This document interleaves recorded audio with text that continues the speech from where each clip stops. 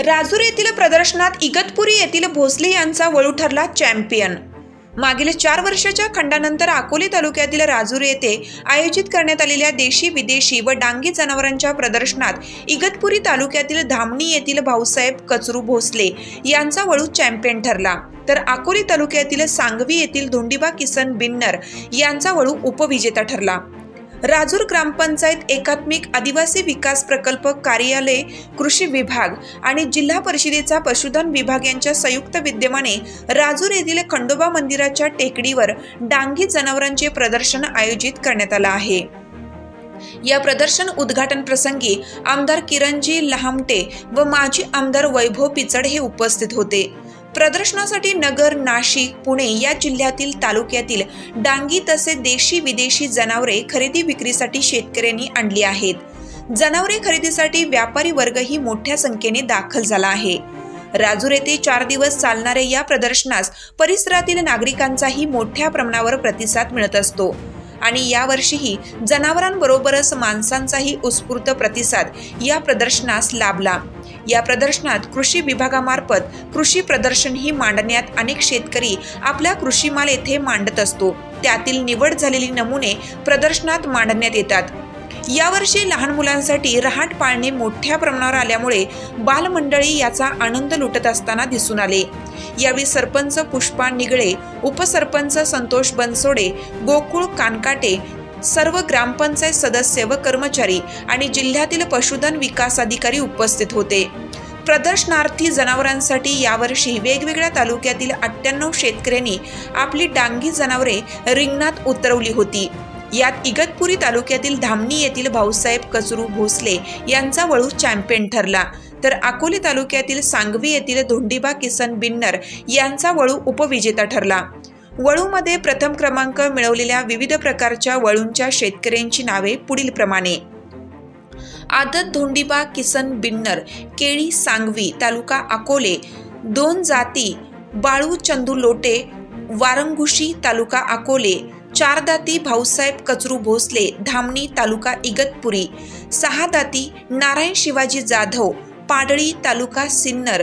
तर 8 प्रकारात विठ्ठल सोमा गंभीरे, गंभीरवाडी, तालुका अकोले आणि शेरणखेल गाभण गाय भागवत रामचंद्र कासार यांची गाय गाभण गाय करत पहिली आली। याचबरोबर इतर प्रकारातही डांगे जनावरांची निवड करण्यात आली।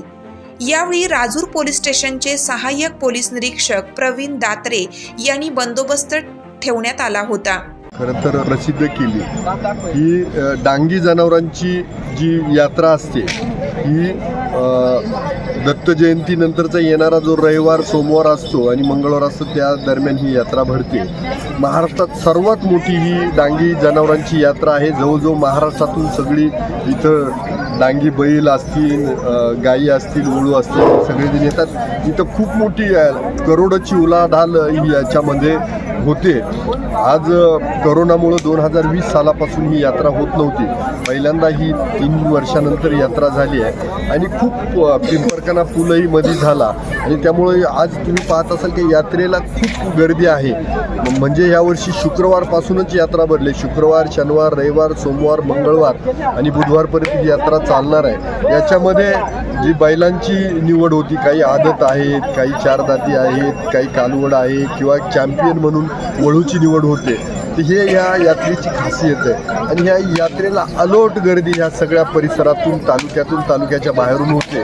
त्यामुळे एकदा तरी ह्या यात्रेला यावं आणि हा सगळा थरार किंवा हे अनुभव पाहावा। अकोल्यामध्ये ही जी डांगी जनावरांचं प्रदर्शन भरतं तर हे याची खासियत आहे आणि त्यामुळं प्रत्येकानं यावं, प्रत्येकानं अनुभवावं। तुम्ही आता 2 दातीमध्ये मालक लोक येत आहेत आणि यांच्या सगळे जी निवडीची प्रक्रिया आहे ही एकदम निपक्षपाती। इथं सगळे जवळजवळ 10-12 जनावरांच्या डॉक्टरांची जी टीम आहे जिल्ह्याची ती आलेली आहे आणि ही सगळी निवड होत आहे आणि पारदर्शकपणे ही सगळी निवड होत आहे। सगळ्यात महत्त्वाचं जसं एखादा पैलवान तयार करावा तसं ही जी जनावरं ही वजवलेली असतात, एकदम लेकरासारखी वजवलेली असतात। कुणी त्याला गहू खायला घालते, बाकीचे त्याला तेल पेंड खायला घालते आणि ही जनावरं आपल्या लेकरासारखी सांभाळतात। आहेत आणि ती घेऊन इथं येत आहे. म्हणजे लेकरापेक्षा किंचितही प्रेम कमी केलेलं नाही. आणि मग इथं पाहायला हा सगळा सोहळा खूप रमणीय आहे. आज तुम्ही हा महाराष्ट्रामध्ये सोहळा पोचवणार आहे, तुमच्या सगळ्या मीडियाच्या माध्यमातून हा सोहळा जाणार आहे. म्हणजे इथे भरला जातो.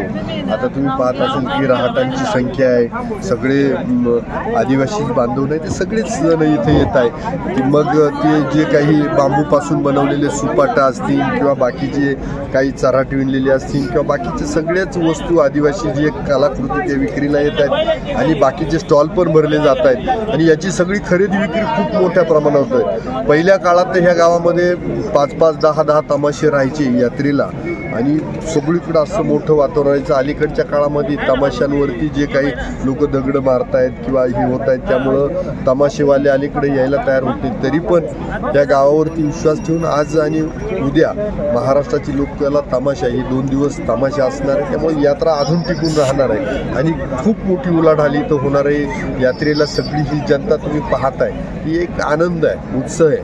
आणि आमच्यासाठी ही जी येणारी ही यात्रा म्हणजे राजूरचं प्रदर्शन दत्त जयंतीनंतरचं आणि उरूस जो कथा असतो चौटवाडीला त्याच्यानंतर उरूस असतो, तर ती पण यात्रा एवढ्याच मोठ्या प्रमाणात ही यात्रा आमच्यासाठी खूप महत्त्वाची आहे. आणि ह्या भागातल्या सर्वात मोठा, या भागातल्या नाही महाराष्ट्रातल्या डांगी जनावरांच्या सर्वात मोठ्या यात्रा आहे. डांगी व सुधारित देशी जनावरांच्या प्रदर्शनाला जवळपास 65 ते 70 वर्षाची एक मोठी परंपरा राहिलेली आहे. सुरुवातीला या भागातील डांगी जनावरांचे ही प्रदर्शन भरवण्याची जबाबदारी खऱ्या अर्थाने डांगी गोसेवा संघाने सुरू केलेले प्रदर्शन आहे. मात्र आर्थिक अडचणीमुळे काही वर्षांनी हे प्रदर्शन भरवण्याची जबाबदारी ही राजूर ग्रामपंचायतीवर येऊन पडली. ग्रामपंचायतीची आर्थिक परिस्थिती नसल्याने सुरुवातीच्या काळात छोटेसे होते.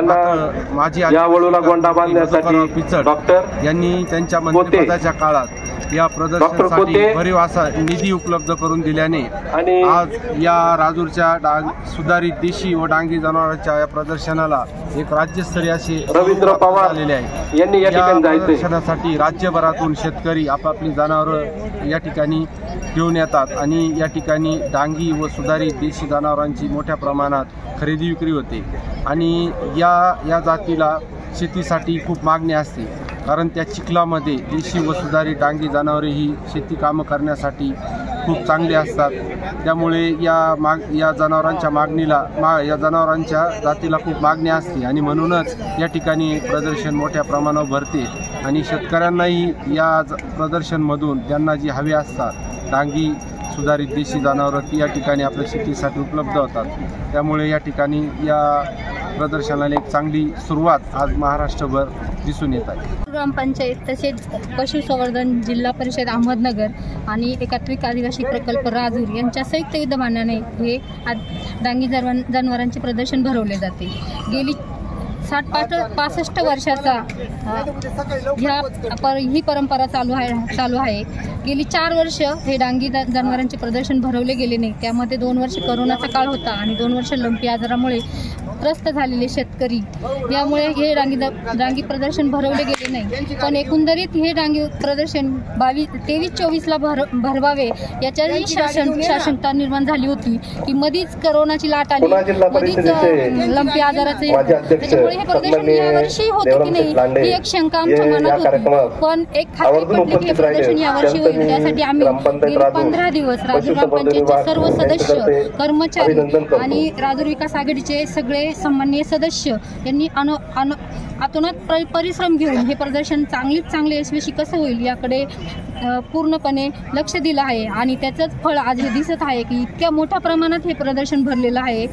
आणि या प्रदर्शनाबरोबर काय आनंद असतो? आदिवासी बांधव या ठिकाणी जमतात आणि मोठी यात्रा भरत असते. कसा एकंदरीत माहोल असतो या यात्रेचा? या प्रदर्शनच्या निमित्ताने अनेक पूर्ण तालुक्यातून तर लोक येतातच, पण बाहेरगावचे सुद्धा लोक या प्रदर्शनामध्ये सहभागी होतात. यामुळे एकमेकांच्या भेटीगाठी होतात आणि खूप मोठ्या प्रमाणात खरेदी विक्री होती. डांगी जनावर जे आपण जसं लहानपणी मुलाला जे जोपासतो तसे शेतकरी बांधव आपल्या पशुधन जोपासतं आणि त्यांचा या रिंगणामध्ये जे कौतुक होतं ते कौतुक पाहण्यासारखं असतं आणि त्यांच्यामध्ये खूप आनंदाचं वातावरण निर्माण होतं. घरचे लेकरा बाळांना आम्ही खाय घालतो, यांना एवढं खाय घालतो का आम्ही. धन्यवाद. कुटुंब यानंतर चार जातीमध्ये तृतीय क्रमांक नारायण शिवाजी जाधव असे आम्ही जीव लावतो. राहणार पाडळी तालुका सिन्नर यांच्या बैलाला मिळालेला आहे. त्याच्यानंतर सुराज्य मराठीसाठी विलास तुपे, राजूर, अकोले.